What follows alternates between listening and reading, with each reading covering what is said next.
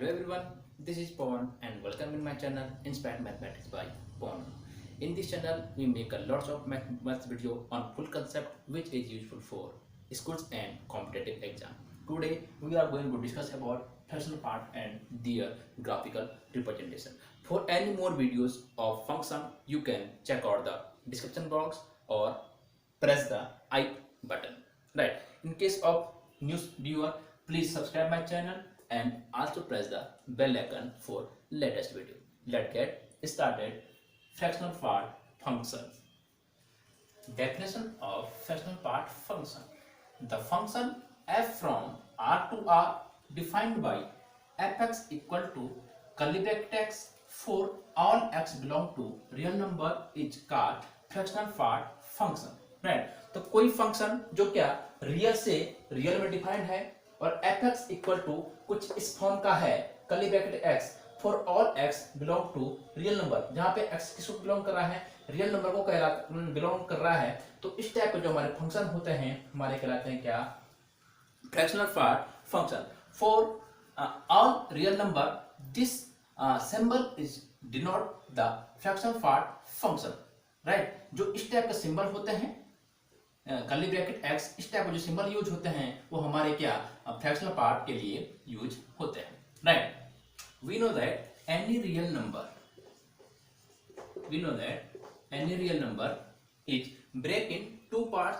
First, integer part,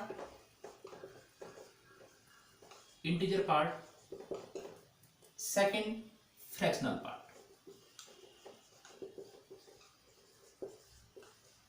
right, तो कोई भी जो रियल नंबर होता है वो क्या दो चीजों से मिलकर बना होता है. एक तो क्या उसका इंटीजर पार्ट होता है, सेकंड उसका क्या फ्रैक्शनल पार्ट होता है. राइट, तो कोई किसी भी रियल नंबर x को उसके क्या ग्रेटेस्ट इंटीजर पार्ट और उसका क्या फ्रैक्शनल पार्ट दो चीजों से क्या बना होता है. ठीक है ना, तो यहां से क्या हम फ्रैक्शनल पार्ट निकाल सकते हैं. तो फ्रैक्शनल पार्ट हो जाएगा हमारा क्या, fractional part equal to x minus greatest integer x. ठीक है ना, तो कुल मिला के जो हमारा फ्रैक्शनल पार्ट है वो क्या हो गया हमारा x minus greatest integer x. ठीक है ना, तो यहां से हम प्रत्येक फंक्शन के क्या प्रत्येक रियल नंबर के लिए क्या फ्रैक्शनल पार्ट x की क्या वैल्यू निकाल सकते हैं. ठीक है ना, now we check fractional part is positive और negative. Now we check greatest fractional part is positive और नेगेटिव. तो हम इसको चेक करने जा रहे हैं. ठीक है ना, कि क्या ये धनात्मक है या ऋणात्मक है. ठीक है ना, now we let some example. Let x equal to 1.25. right, what is the value of fractional part 1.25? 1.25 x की हो जाएगा 1.25. राइट, क्योंकि x की वैल्यू क्या है हमारे 1.25 है, माइनस ग्रेटेस्ट इंटीजर 1.25. राइट, तो 1.25 हो जाएगा माइनस 1.25 माइनस ग्रेटेस्ट इंटीजर 1.25 की वैल्यू हो जाएगी क्या 1. तो फाइनली हमारा जो आंसर आ जाएगा कि हमारा 0.25. राइट, तो जो हमारा आंसर आ गया इसका 0.25. तो आप लोगों का आंसर होगा क्या ग्रेटेस्ट इंटीजर 1.25. 1 कैसा हो गया. तो गाइस मैं आपको बताना चाहूंगा कि मैंने प्रीवियस वीडियो में ग्रेटेस्ट इंटीजर फंक्शन का भी डिस्कस किया है और उसकी मेरी एक वीडियो बनाई भी है. ठीक है ना, तो जिन लोगों ने अब तक हमारी वो वीडियो नहीं देखी है तो उसकी लिंक मैं आपको डिस्क्रिप्शन बॉक्स में दे दूंगा और ऊपर आई बटन पर भी उसकी क्या आपको लिंक मिल जाएगी. राइट, तो ये हो जाएगा हमारा 0.25.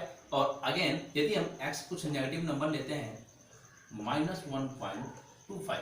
ठीक है ना, जो कि क्या हो रही है 0.25 क्या हो रही है भाई पॉजिटिव हो रही है. राइट, यदि हम क्या माइनस 1.25 ले रहे हैं तो इसका फ्रैक्शनल पार्ट क्या हो जाएगा माइनस 1.25 का इस फॉर्मूले में रखिए हो जाएगा माइनस 1.25 माइनस 1.25. राइट, तो हो जाएगा माइनस 1.25 और ग्रेटेस्ट इंटीजर माइनस 1.25 की वैल्यू हो जाएगी हमारे क्या माइनस 2. तो माइनस 1.25 माइनस माइनस हो जाएगा क्या प्लस. ठीक है ना, प्लस 2. राइट, तो क्या 2 में से क्या माइनस 1.25 अगर माइनस होगा तो बच जाएगा हमारा क्या 0.75 विच इज ऑल्सो पॉजिटिव। ठीक है ना। तो हमने देख लिया कि यदि हम फ्रैक्शनल पार्ट में कोई रियल नंबर रख रहे हैं, पॉजिटिव रियल नंबर रखा तो हमें क्या पॉजिटिव मिला, और यदि हम नेगेटिव भी रख रहे हैं तो इसका मतलब क्या हमको क्या पॉजिटिव मिल रहा है। इससे हम एक कंक्लूजन पर पहुंचे हैं कि क्या कि जो फ्रैक्शनल पार्ट होता है वो ऑलवेज क्या होता है पॉजिटिव होता है। राइट। अच्छा, ये तो हमने क्या अभी तक हमने क्या कोई रियल नंबर ले जो फ्रैक्शनल फॉर्म में था, यदि हम क्या इंटीजर फॉर्म में लें तो क्या आंसर क्या आने वाला है, इसको भी चेक कर लेते हैं। ठीक है ना। अच्छा,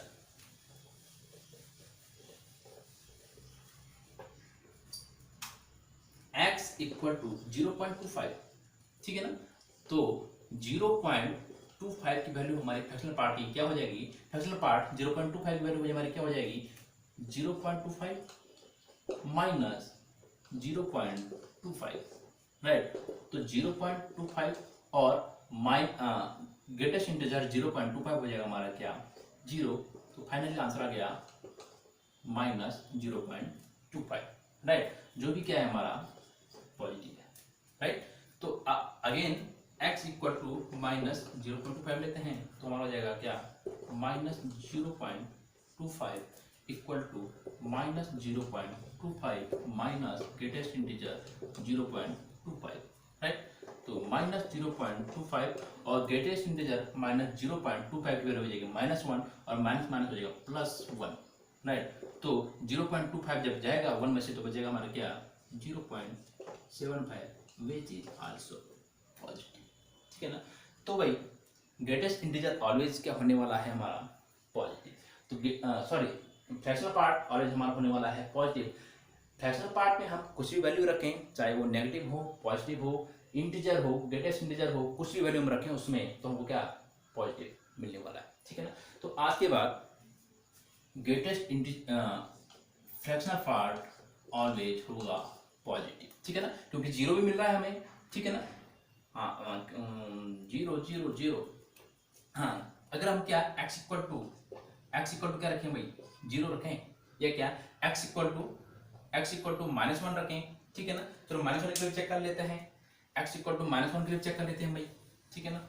ये लीजिए x इक्वल टू -1 या 1 के लिए चेक कर लेते हैं एक बार, क्योंकि हमको कहीं कहीं क्या 0 भी मिलेगा, पर क्या 0 से लेस हमें कभी भी फ्रैक्शनल पार्ट की वैल्यू नहीं मिलने वाली है। चेक कर लेते हैं भाई। देखिए -1 के लिए फ्रैक्शनल पार्ट की वैल्यू क्या हो जाएगी, तो 0.25 के लिए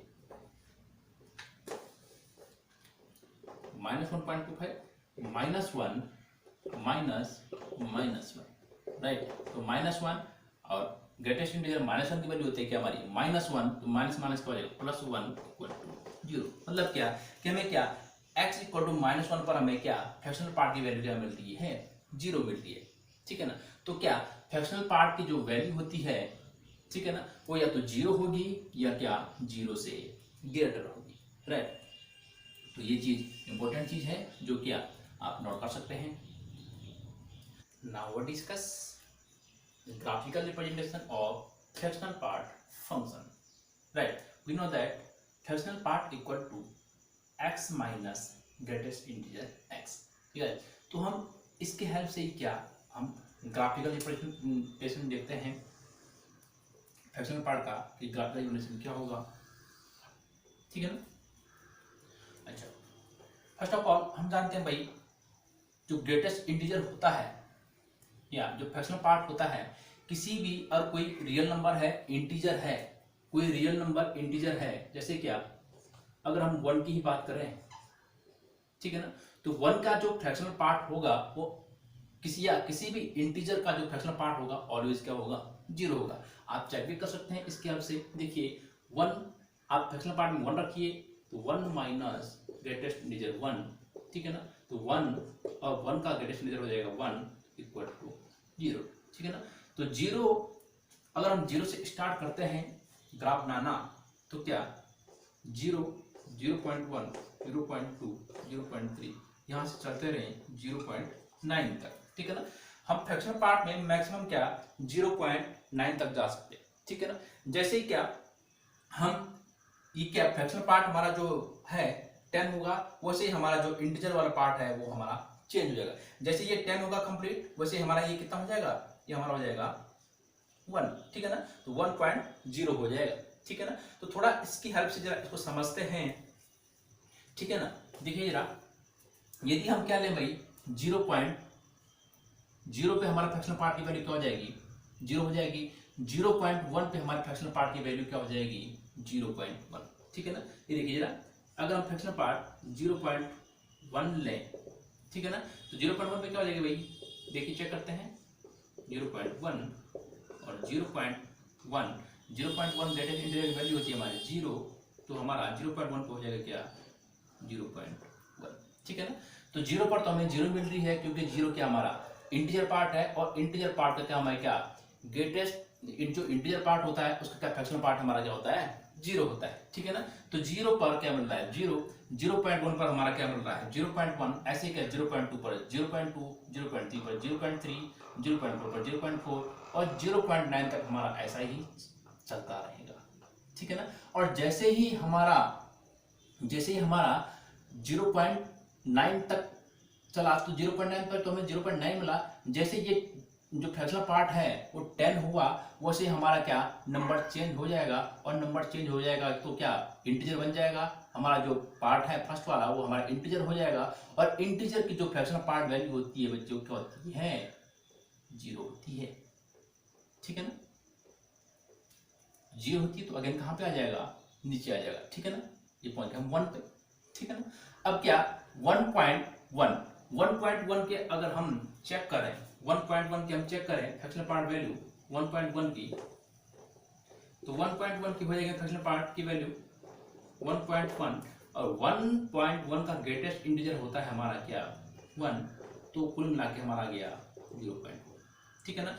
तो फ्रैक्शनल पार्ट 1.1 की वैल्यू हुई हमारी क्या 0.1, ठीक है ना। तो अब हम क्या एक्स वैल्यू बढ़ रहे हैं आगे की ओर, 0.1 सॉरी 1.1 पे हमारी वैल्यू हो रही है क्या 0.1, थोड़ा हम क्या ऊपर को बढ़े, ठीक है ना।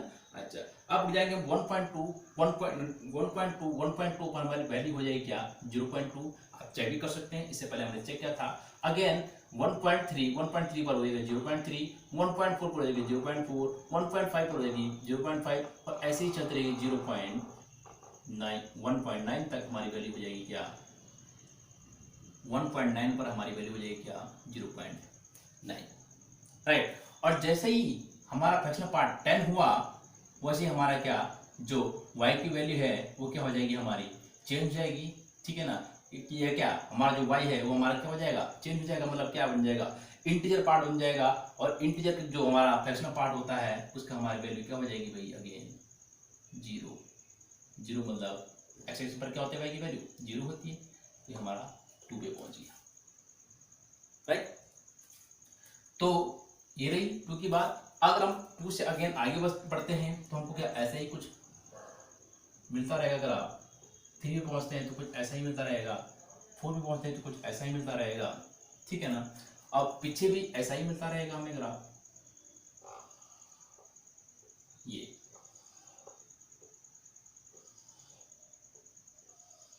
ठीक है ना। तो हम देख रहे हैं भाई जो मैक्सिमम वैल्यू हो रही है एक्स की वाई की, ठीक है ना। अच्छा, मिनिमम तो वैल्यू क्या हो रही है भाई 0 से क्या हो रहा है हमारा ग्राफ ऊपर बन रहा है, ठीक है ना। और मैक्सिमम जा रहा है हमारा कहाँ तक 0.9999 तक जा रहा है, ठीक है ना। पर टोटल 1 नहीं होगा, 0.999 तक जाएगा, तो मतलब क्या भाई मैक्सिमम यहाँ तक जा पाएगा, और यहाँ पे वैल्यू होगी हमारे क्या 1, राइट।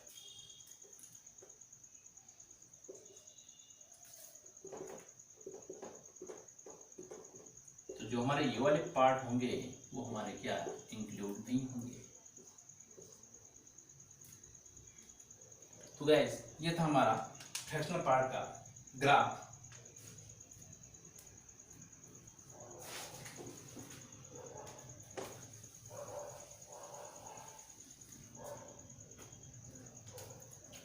अब हम चेक करते हैं ग्राफ की हेल्प से,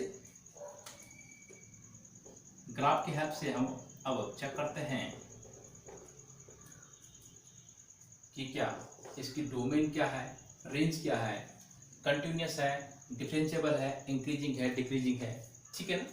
तो फर्स्ट ऑफ ऑल हम देखते हैं इसकी डोमेन क्या हो रही है, ठीक है ना। हम डोमेन के लिए जाते हैं एक्स एक्सेस पर। अब हम गए एक्स एक्सेस पर, हमने एक्स एक्सेस पर देखा और प्रत्येक पॉइंट पर हमने चेक किया कि वो ग्राफ मिल रहा है कि नहीं मिल रहा है, ठीक है ना। हम गए भाई एक्स एक्सेस पर और एक्स एक्सेस से चले ऊपर की ओर, हमको ग्राफ मिल रहा है कि नहीं मिल रहा है, मिल रहा है भाई, यहाँ पे भी मिला है, यहाँ पे भी मिला है, यहाँ पे भी मिला है, सब जगह हमको क्या मिल रहा है भाई, ग्राफ मिल रहा है, ठीक है ना। और सब जगह ही मिल रहा है ग्राफ, इसका मतलब क्या, प्रत्येक पॉइंट पर हमें ग्राफ मिल रहा है और प्रत्येक पॉइंट यदि हमारी डोमेन में इंक्लूड हो रहा है, इसका मतलब जो उसका डोमेन होगा वो होगा हमारा क्या, रियल नंबर, ठीक है ना। तो डोमेन हो जाएगा हमारा रियल नंबर, राइट। अब हम करते हैं बात रेंज की। तो रेंज के लिए हम क्या जाते हैं वाई एक्सिस पर और वाई एक्सिस पर चेक करते हैं कि हमारा ग्राफ कहाँ से कहाँ को गया है, ठीक है ना। तो हमने देखा भाई फर्स्ट ऑफ ऑल हमने देखा कि जो हमारा ग्राफ है वो वाई एक्सिस के ऊपर है, ठीक है ना। तो जो कुल मिला के जो हमारा मिलने वाला है हमको वो पॉजिटिव नंबर मिलने वाला है रेंज में, ठीक है ना।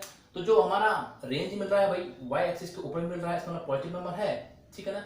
अब हम वाई एक्सिस पर गए और वाई एक्सिस पर चेक किया हमने भाई हमको ग्राफ मिल रहा है कि नहीं मिल रहा है, वाई एक्सिस पर गया हमने देखो ग्राफ मिल रहा है, यहाँ पे भी मिल रहा है, प्रत्येक पॉइंट पर हमको क्या मिल रहा है भाई, ग्राफ मिल रहा है, ठीक है ना। इसका मतलब और जैसे हम यहाँ पे पहुंचे 1 पर, ठीक है ना, तो मैक्सिमम हमको क्या है भाई 1 तक ग्राफ मिला, ठीक है ना। 1 के अगर हम जैसे ऊपर गए वैसे हमको क्या ग्राफ मिलना बंद हो गई। इसका मतलब हमको जहां तक ग्राफ मिल रहा है उसकी वो चीज हमारी क्या हो जाती है, रेंज हो जाती है, ठीक है ना। तो जहां से गया और जहां तक मैक्सिमम गया तो हमारी रेंज होती थी वाई एक्सिस पर।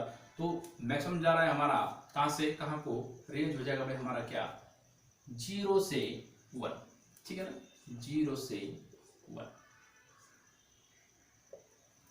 अब हम बात करते हैं इसकी कंटिन्यूटी और डिफरेंटिबिलिटी, ठीक है ना।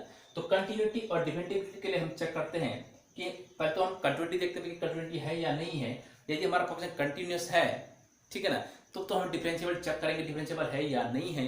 पर यदि हमारा फंक्शन कंटिन्यूअस नहीं हो रहा है तो हमारा फंक्शन डिफरेंशिएबल भी नहीं होगा, राइट। तो हम देख रहे हैं भाई हमारे फंक्शन क्या यहाँ से यहाँ गए, यहाँ से और यहाँ आने में क्या टूट गया, यहाँ से आने में टूट गया, प्रत्येक पॉइंट पर क्या हो रहा है हमारा ग्राफ टूट रहा है, इसका मतलब हमारा ग्राफ क्या कंटिन्यूअस नहीं है, ठीक है ना। और यदि कंटिन्यूअस नहीं है तो इसका मतलब हमारा फंक्शन जो है वो क्या डिफरेंशिएबल भी नहीं होगा, राइट। अच्छा, डोमेन हो गया, रेंज हो गया, कंटिन्यूटी होगी, डिफरेंटिबिलिटी हो गई, ठीक है ना। अब इसके बाद चेक करते हैं भाई हम क्या इंक्रीजिंग है या डिक्रीजिंग है, ठीक है ना। अब हम चेक कर रहे हैं भाई कि हमारा ग्राफ क्या यहाँ से आपको बढ़ रहा है फिर टूट गया है, फिर यहाँ से आपको बढ़ रहा है फिर टूट गया है, यहाँ से आपको बढ़ रहा है फिर टूट रहा है, ठीक है ना। तो स्पेसिफिक इंटरवल में हमारा ग्राफ इंक्रीजिंग तो हो रहा है पर क्या ये टूट रहा है, अगेन क्या नीचे गिर रहा है फिर बढ़ रहा है। तो भाई अगर बढ़ रहा है फिर घट रहा है, बढ़ रहा है फिर घट रहा है, ठीक है ना। यदि इंक्रीजिंग भी हो रहा है और डिक्रीजिंग भी हो रहा है तो जो हमारा ग्राफ होता है neither increasing nor decreasing, right. तो हमने ग्राफ की हेल्प से domain, range, continuity, differentiability, increasing decreasing इतना डिस्कस कर लिया है। अब हम एक चीज और डिस्कस कर लेते हैं कि जो हमारा फंक्शन बन रहा है ये हमारा 1 1 होगा या ऑन टू। तो 1 1 चेक करने के लिए गाइस हम क्या करते हैं, एक्स एक्सिस के अलोंग एक्सिस के पैरेलल लाइन खींचते हैं और यदि लाइन ग्राफ को एक बार कट करी तो हमारा फंक्शन 1 1 होगा, यदि मोर देन 1 बार कट किया तो हमारा फंक्शन क्या होगा, मैनिमल होगा, ठीक है ना। तो हमने देखा भाई हमारा ग्राफ क्या, जो हमारी लाइन खींची हमने पैरेलल लाइन वो क्या मोर देन 1 टाइम ग्राफ को कट कर रही है, इसका मतलब जो हमारा फंक्शन होगा मैनिमल होगा, नॉट 1 1, ठीक है ना।